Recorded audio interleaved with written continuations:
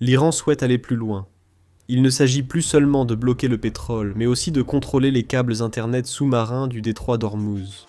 Et ils ont déclaré que si l'on veut utiliser Internet, il faudra payer des frais d'utilisation. Aujourd'hui, nous allons examiner cela de plus près. Regardons tout de suite. Actuellement, il semble que l'Iran cherche non seulement à bloquer le détroit d'Ormuz, mais aussi à contrôler les câbles Internet sous-marins. Selon Pakistan Observer, l'Iran considère désormais les câbles sous-marins du détroit d'Ormuz comme des actifs stratégiques nationaux.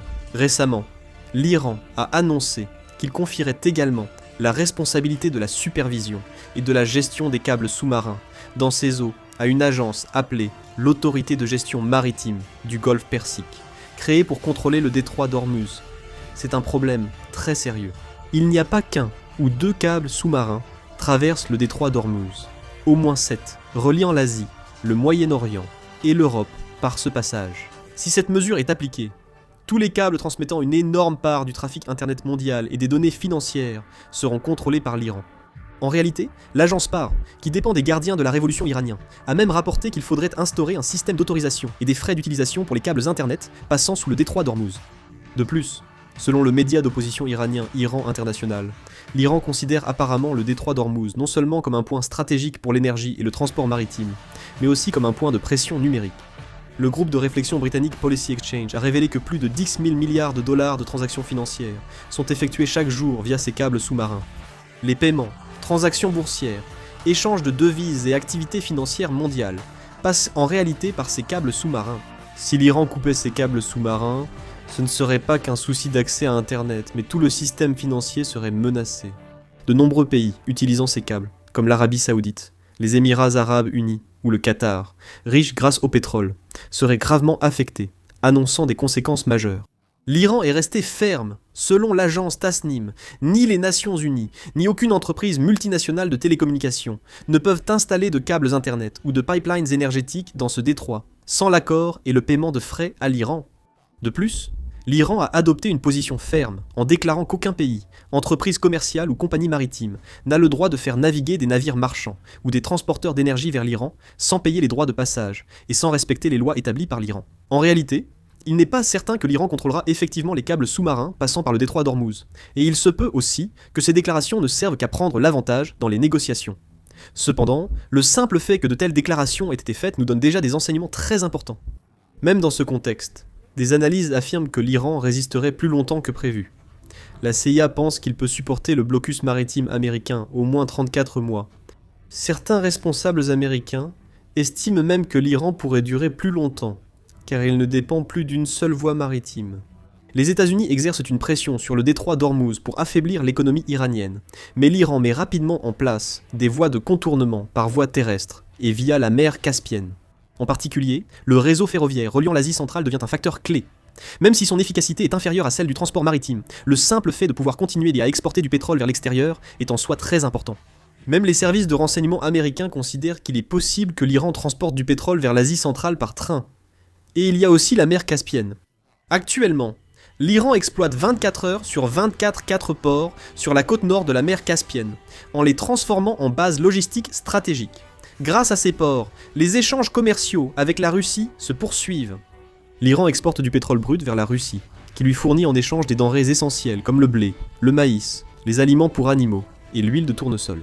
Malgré le blocus maritime de l'Occident et des États-Unis, la Russie et l'Iran ont trouvé une nouvelle voie de survie via la mer Caspienne, difficile d'accès aux marines étrangères.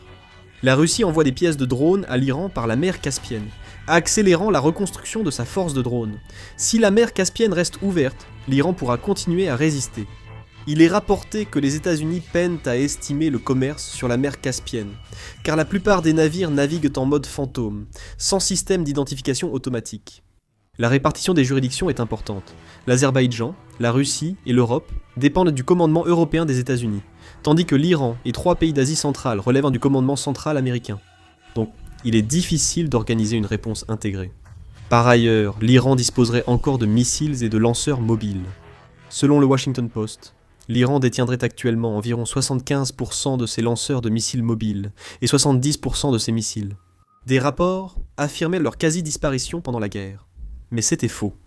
Pourtant, le président Trump a dit que l'Iran ne possède plus que 18 à 19% de ses missiles par rapport à avant la guerre. La puissance des missiles iraniens continue de croître. L'Iran avait aussi de nombreux missiles ensevelis dans des installations souterraines à la suite des frappes aériennes américaines et israéliennes. Aujourd'hui, il restaure ces installations et accroît fortement ses capacités balistiques. L'Iran continue de gagner du temps, une méthode diplomatique qui lui est propre. L'Iran a déjà agi ainsi à plusieurs reprises par le passé, essayant de créer une situation favorable en faisant traîner les choses. Actuellement, l'Iran continue de gagner du temps en prolongeant les négociations avec les États-Unis. Malgré les demandes de négociation des États-Unis, l'Iran n'a pas encore pris position officiellement et indique seulement examiner la proposition américaine. Dans cette situation, l'Iran a émis des messages beaucoup plus fermes. Le corps des gardiens de la révolution islamique d'Iran a averti que toute nouvelle attaque américaine contre leurs pétroliers ou navires marchands serait suivie de frappes directes sur les bases militaires américaines au Moyen-Orient. C'est une déclaration publique de représailles contre les États-Unis. Actuellement, il y a de nombreuses bases militaires américaines réparties dans toute la région du Moyen-Orient. Les analyses continuent d'indiquer que toutes les installations militaires américaines, comme la base aérienne d'Al-Udeid au Qatar, la base navale de Bahreïn, ainsi que celles situées au Koweït, aux Émirats arabes unis et en Irak, se trouvent toutes à portée de l'Iran. Du point de vue de l'Iran, il ne s'agit pas d'un combat où seul leur territoire serait attaqué, et où tout se terminerait ainsi, mais ils montrent clairement leur intention de faire payer les États-Unis dans toute la région du Moyen-Orient. Les États-Unis sont actuellement déconcertés, faisant face à une situation inattendue. Ils pensaient qu'une forte pression sur le détroit d'Ormuz ferait rapidement vaciller l'économie iranienne. L'économie iranienne dépend largement des exportations de pétrole brut. Les États-Unis pensaient qu'en renforçant le blocus maritime et en bloquant les exportations de pétrole iranien, les revenus en devises étrangères chuteraient et la crise économique empirerait vite. Avec le temps, l'ambiance change même aux États-Unis, car l'Iran résiste plus que prévu. Les Américains sont surtout gênés par le réseau passant par la mer Caspienne et les routes terrestres. Les États-Unis pensaient qu'un blocus maritime paralyserait le commerce iranien, mais l'Iran a vite emprunté de nouvelles routes vers le nord. Ils empruntent les corridors vers l'Asie centrale pour acheminer pétrole et marchandises, tout en restant liés à la Russie par la mer Caspienne. La mer Caspienne est une zone difficile d'accès pour la marine américaine et les forces occidentales. En effet, il s'agit d'une mer intérieure où l'entrée des navires militaires étrangers y est en pratique interdite. Ainsi, une zone apparaît, où la stratégie de pression maritime, dans laquelle les États-Unis excellaient jusqu'à présent, ne fonctionne pas vraiment. Par ailleurs, l'action accrue de la Russie et de la Chine dans la région accentue la pression sur les États-Unis.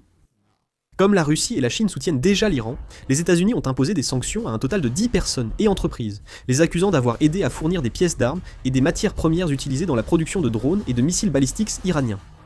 Plusieurs entreprises de Chine continentale et de Hong Kong figurent aussi sur cette liste. Par conséquent, les États-Unis ne se retrouvent pas seulement à affronter l'Iran, mais aussi tout le réseau qui le soutient en même temps. En fait, il paraît que même aux États-Unis, certains commencent à estimer que l'économie iranienne n'est pas aussi grave qu'on le pensait. Le calcul initial des États-Unis, selon lequel l'Iran s'effondrerait sous le blocus, commence peu à peu à vaciller. En plus de cela, l'Iran continue de faire traîner les négociations. Les États-Unis veulent une fin rapide du conflit, mais l'Iran gagne du temps en reconstituant ses capacités balistiques et en relançant sa capacité de production de drones. Du point de vue des États-Unis, malgré la pression, l'Iran ne s'effondre pas et parvient à tenir bon. Le souci, c'est que les élections de mi-mandat américaines arrivent vite. Si le détroit d'Ormuz reste bloqué comme ça et que la guerre ne se termine pas, il pourrait subir une lourde défaite aux élections de mi-mandat. Pour le président Trump, c'est le pire scénario. De plus, le blocus du détroit d'Ormuz pourrait toucher l'Asie du Sud-Est, ainsi que d'autres pays asiatiques et européens.